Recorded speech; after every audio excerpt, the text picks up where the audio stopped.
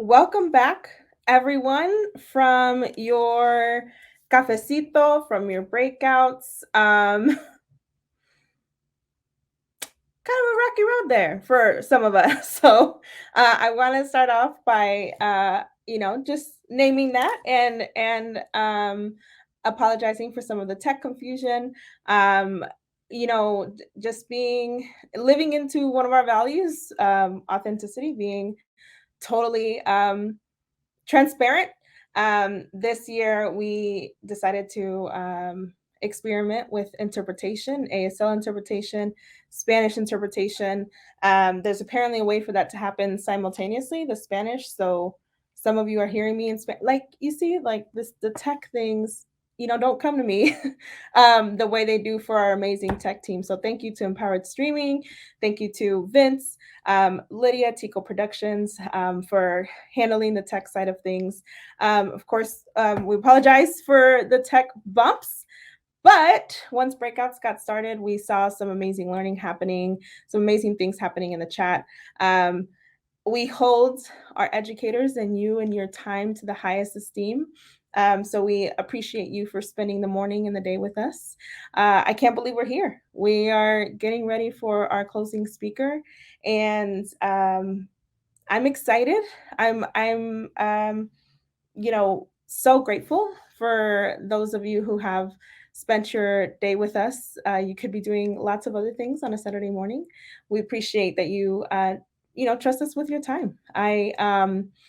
Our values that you've seen a couple times throughout the day to day: authenticity, integrity, community, personal growth, and impact.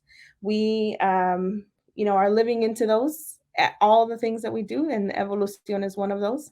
Shout out to my team, who's all here today, our committee members, Edgar, Lexi, Ivan. Everyone is here in one place, just making today happen. So thank you to everyone. Without further ado, I have the amazing pleasure of introducing you to our closing keynote, Michelle Mercado. She is the Vice President of the Southwest region of the New Teacher Project, TNTP. She oversees TNTP's consulting work in Arizona, Arkansas, Louisiana, New Mexico, Oklahoma, and Texas, with a focus on helping educators, schools, and school systems expand access to opportunity for students. Among her diverse work experiences, Michelle also spent 2 years as the academic director and teaching at Kabeta English Medium Primary School in Bukoba, Tanzania.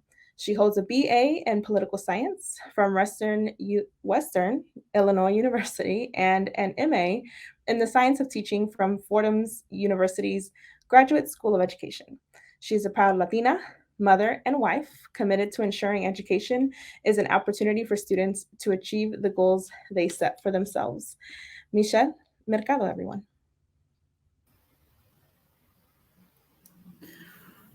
Hola, mi gente. I don't know about you, but my heart is full. My head is full. Thank you for that wonderful introduction and the opportunity to close today's conference. I'm humbled and honored to be in community with all of you. I'm energized by what I've learned from so many in this space, and the chat has been fire. Hay poder cuando trabajamos juntos. There is power in fellowship. Again, my name is Michelle Mercado, and I am the Vice President for the Southwest region of TNTP, a national nonprofit committed to ending the injustice of educational inequity and working to ensure that all students are set up to meet the goals that they set for themselves.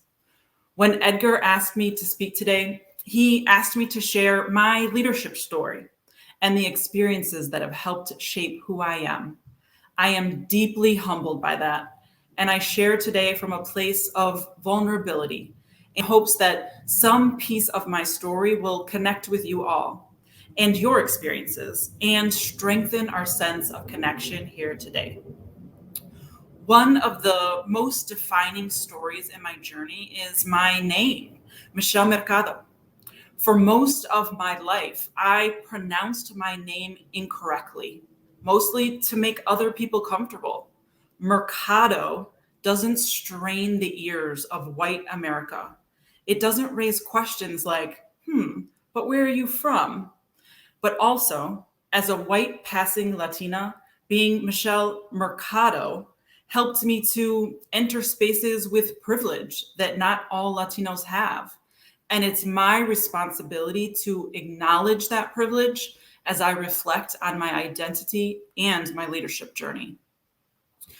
Forcing myself to make the space and time to reflect on my own identities and my sense of self and how I see the world has been a very important part of my journey.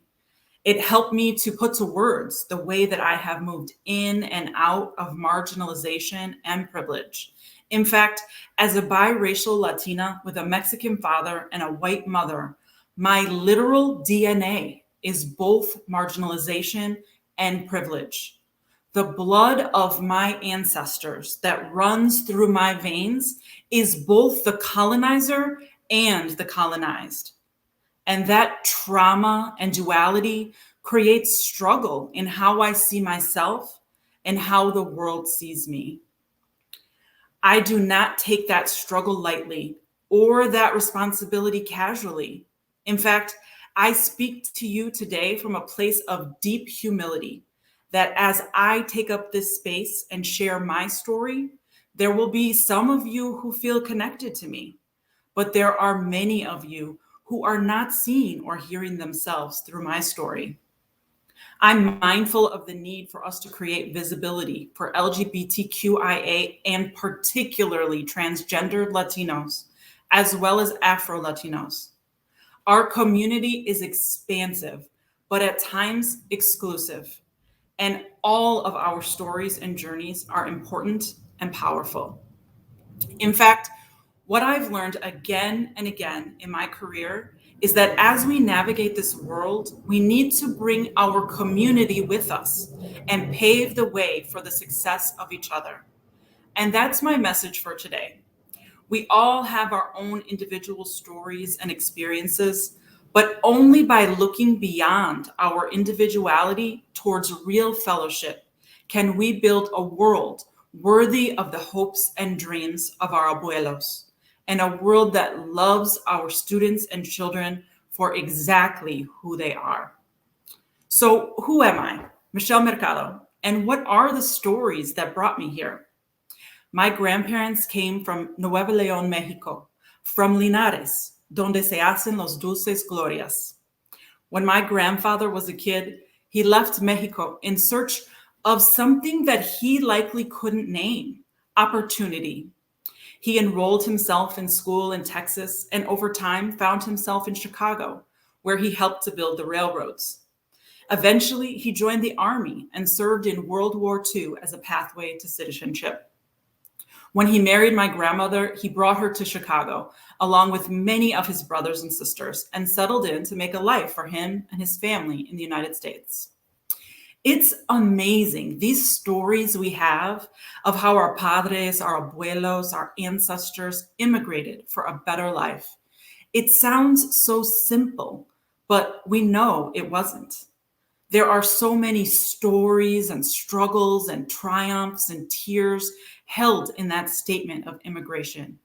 It's powerful. And I love the lesson of community and fellowship that comes from my grandfather's journey. He came to the United States and he brought so many family members up after him. He felt that responsibility. In fact, at his funeral, his brothers and sisters all told their kids, "Your tío Olegario, you owe him everything. You wouldn't be here if your tío hadn't brought us here to America." Hay poder en trabajando juntos. Es increíble. Chicago. That is where my father and his brother and sisters were born. And their story will be a familiar one. A story of linguistic injustice. The Spanish that was spoken at home and in the community was seen as a weakness at school. The American dream to them became assimilation of both culture and language. In fact, in Catholic school, students were physically punished for speaking Spanish. So the language was lost to my father. While he understood Spanish out of necessity because my abuelita didn't really speak English, he did not learn to speak it himself. English was seen as the goal, not the opportunity and benefit of bilingualism. Because of that, Spanish was not spoken in my house when I was growing up. And at school and in day-to-day life in the Chicago suburbs, we were the Mercados. We assimilated into white America and found success and community absent of our culture. But we spent holidays and family events in Chicago with mis tios and primos. That felt like a different world. Arroz y frijoles, carnitas, menudo, escuchábamos música y bailábamos, and it was beautiful, and yet somehow foreign to me. I wasn't completely comfortable here or there, ni de aquí, ni de allá. But there is power in that identity of being from both places, and beauty in our ability to switch between cultures and communities, and our ability to find connection in both. The erasure of language and identity for my father meant that I had to work very hard to reclaim my culture and identity. I studied Spanish from 6th grade all the way through college. I took summer journeys with my tia Elena to Linares on that long drive from Chicago to meet my familia in Mexico. And in college, I had the chance to study in Monterrey, where I could spend weekends with my family. This was one of those moments of language erasure that really sticks with me. My father traveled with me to Monterrey to drop me off, and despite spending a decade studying Spanish, I could not understand anything anyone was saying to me. So my father and I played this funny game of telephone. He would listen and tell me what everyone was saying, and I would respond back in Spanish because he couldn't speak it at all. It was the two of us feeling completely foreign in a place that should have felt like home. But I settled in and found community with my family, which allowed me to learn and understand more about my heritage and identity. In fact, years later, my husband and I decided to travel to Linares to be married in the house where mis abuelos were married. And my community held me up in that moment, surrounded by friends and family, because God forbid anyone should be left out. When one tia decided to go, everyone decided to go. But it was a beautiful moment to feel the strength and power of my ancestors to carry me into the forming of my own marriage. My journey into education is a winding one. I lived in Trinidad after college for 3 years, working for Habitat for Humanity. Yes, I am that Latina daughter who leaves the family and everyone wonders why I feel the need to go so far away. ¿Por qué nos dejas, mija? Eventually, I found my way to New York City, where I taught in the South Bronx. And in 2005, I took a job with TNTP in the office of the New York City Teaching Fellows. My first position with TNTP was an associate level position, and it was my first professional office job. And I felt so proud. My many years and experiences at TNTP have granted me the opportunity to further engage with and explore my own identity. In that first year with TNTP, I attended a staff of color gathering at our annual conference. It was a tiny group of people filling a handful of tables in a small conference room. I had never been in a space like that before. It was a space organized by people of color, for people of color, with the explicit intention of creating community and support for each other. I remember the facilitator passionately declaring that they were there to support us and that we would find our space and place at TNTP. He said that if we could simply articulate what we wanted and needed, they would make sure we had it. I remember a feeling of home in a way that seemed so natural and yet so foreign. It was natural in how comfortable and easy the community felt, but foreign in that I had never found a professional space that invited such explicit conversations about identity and difference. It was also there that I met someone who would change my life, someone who touched so many of us and we all love and miss so deeply, Lila Avila. At that time, Lila was a vice president at TNTP. She was so powerful, so authentic, and so unapologetically Latina. She had found success in a white dominant professional space by being exactly who she was, and her confidence was magnetic. And it wasn't just that. She was personally responsible for my career growth, hiring me for a promotion into a leadership position that I didn't think I was ready for.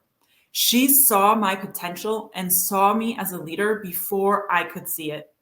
And she saw her obligation as a Latina to not just lead, but to help others become leaders.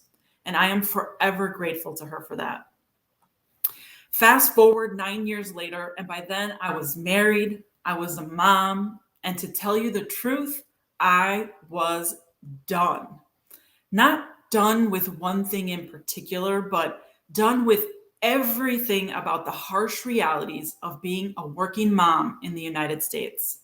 It felt like it was impossible for me to work up to my standards while also being the mom that I wanted to be. So we sold all of our possessions, rented out our house, and moved to a small town in Western Tanzania, just off Lake Victoria in East Africa, where I taught at an English medium primary school. It was the most extreme version of a life change that I could have imagined at the time. And it took us so far from our comfort zone. I have incredible memories of our time there, stories of success, of failure, stories of joy and sorrow. But I'll share one story in particular because it brings me back to my struggle to understand and name my own identity. I tried to be aware of the cultural lens that I wore and walk with humility in my time there. But one thing that I really struggled with was seeing students being physically punished for poor grades or behavior issues. It hurt me deeply to witness that for my son, who also attended classes, and for our whole family to see that. And eventually, I decided that I was going to stand up for students and change this thing that I just felt deeply in my soul was wrong. And one day I saw a teacher pull a bunch of preschoolers off the bus and smack them in the face. And I just lost it. I was screaming and crying and full of self-righteous rage because I just knew I was wrong and I was right and they were wrong. Later that day, one of the teachers sat me down and listened very patiently to how upset I was. He acknowledged my feelings, but then he paused and he asked, "Teacher, you do know where these punishments come from, right? They come from you, from colonizers.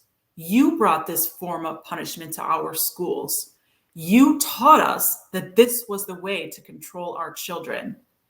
Now that was a slap in the face.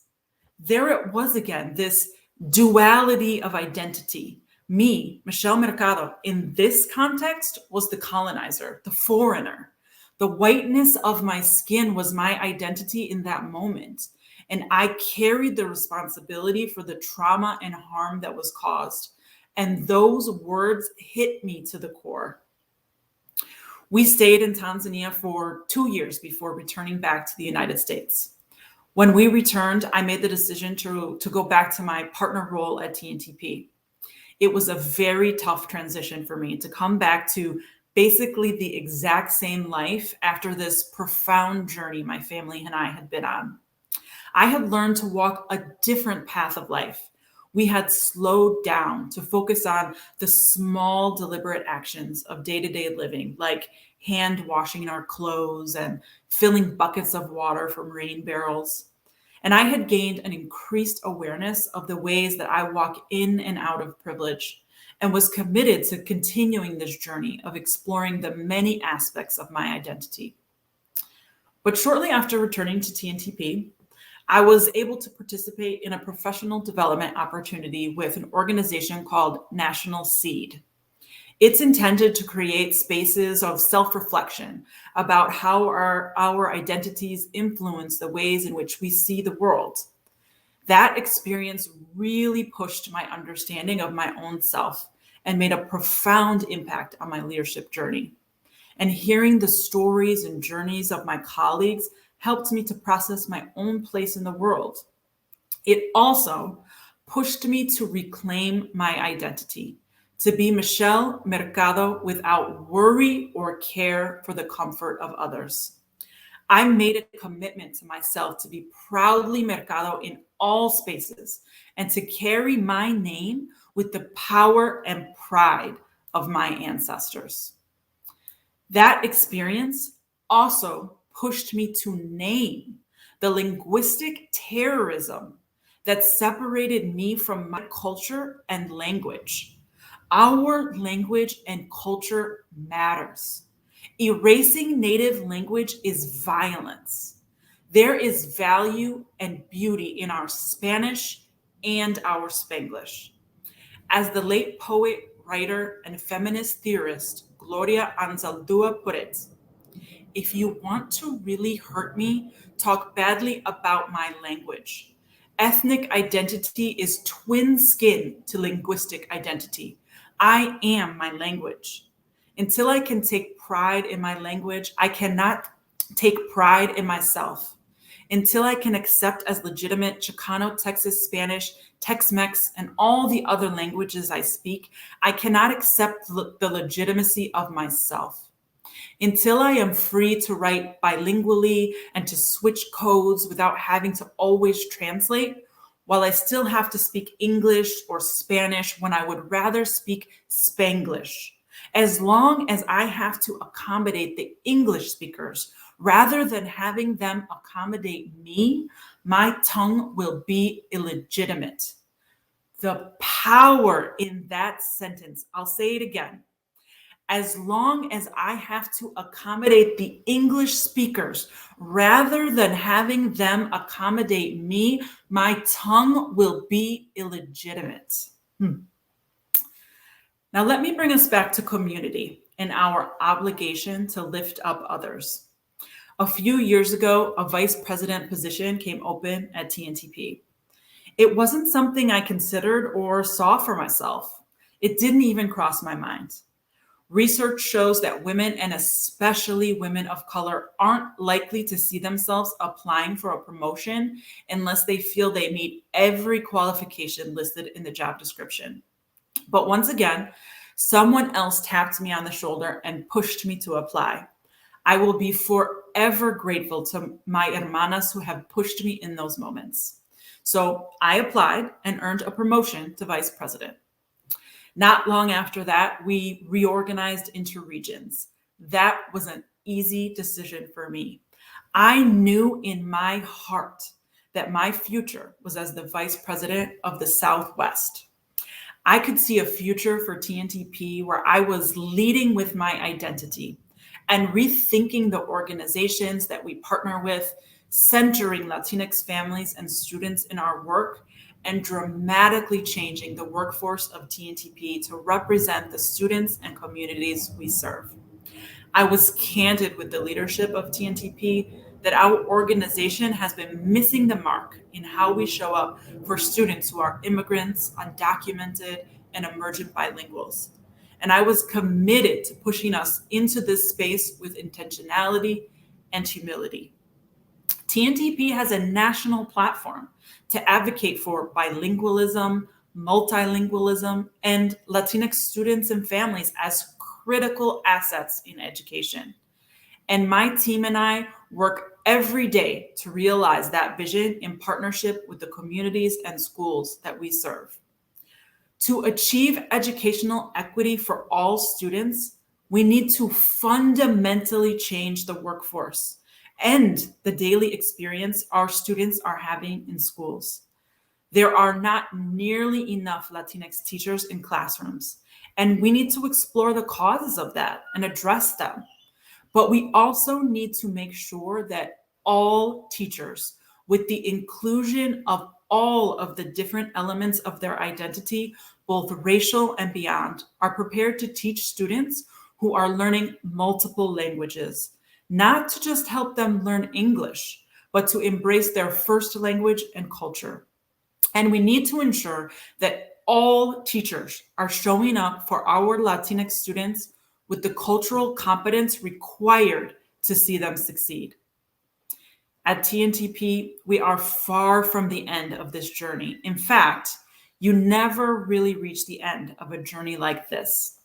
But we've made progress in working to diversify our workforce, and I've hired an amazing team of strong and committed colleagues. Shout out to my many colleagues on this call today. But hiring Latinx and bilingual staff is just the first step. After that, we have to focus on how we create spaces for our staff to thrive and excel and find community and comfort in this very challenging work. That is the power of spaces like this meeting.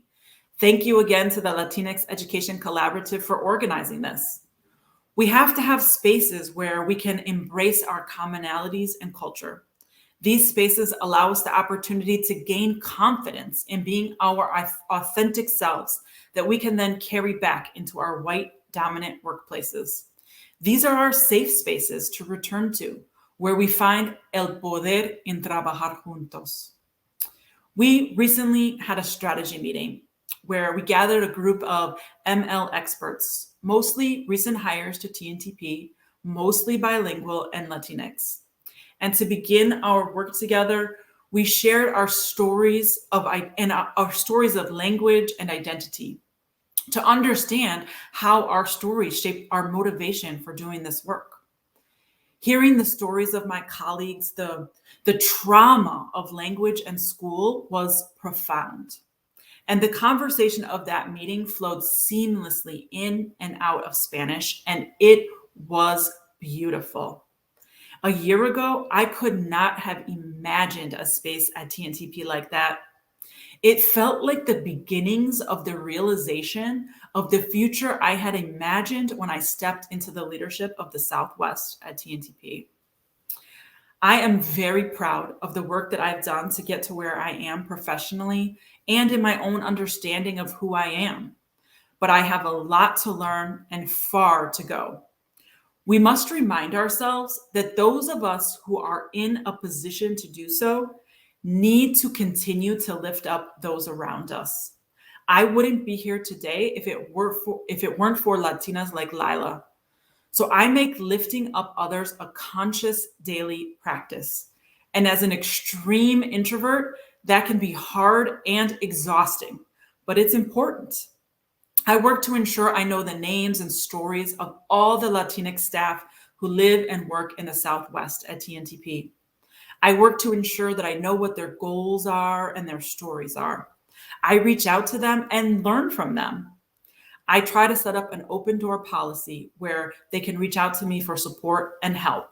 We are family for each other, which means that we have drama, we fight, and we argue. But in the end, we come together in support of our fight to end educational injustice. Before we close out, I want you to do a quick activity. Think of 2 people you know who can help lift you up. And then think of 2 other people who you can help lift up. Maybe you've connected with them today, or maybe you've known them for years. Write down their names and make a plan for how you'll reach out to them. I recently asked a Latina leader in education to be my mentor. I was so nervous to ask her, but when I finally worked up the courage, she was more than happy to help me in my journey. So don't be afraid to put yourself out there. It might be awkward or uncomfortable for you, but it's worth it. All right, take a moment to think and write down those names.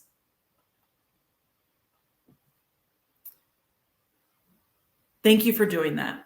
And for spending your Saturday here. Groups like the Latinx Education Collaborative and spaces like this are so important for creating a world that's better for us, better for our families, our students, and their families. They build us up. They give us confidence to thrive in an education space that is overwhelmingly white and middle class. Together, let's build spaces where students are proud to speak all of their languages, proud to share who they are with authenticity. Let's create schools and communities where my father would have been proud to speak Spanish and where I would have proudly introduced myself from a young age as Michelle Mercado. Thank you. Muchísimas gracias.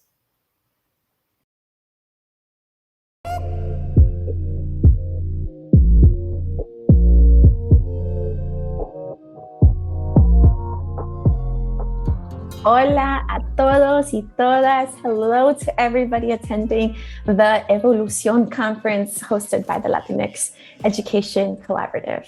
I have to tell you that as a 2021 National Teacher of the Year, my identity of being a proud Colombian American is what gives me strength, what helps me push through.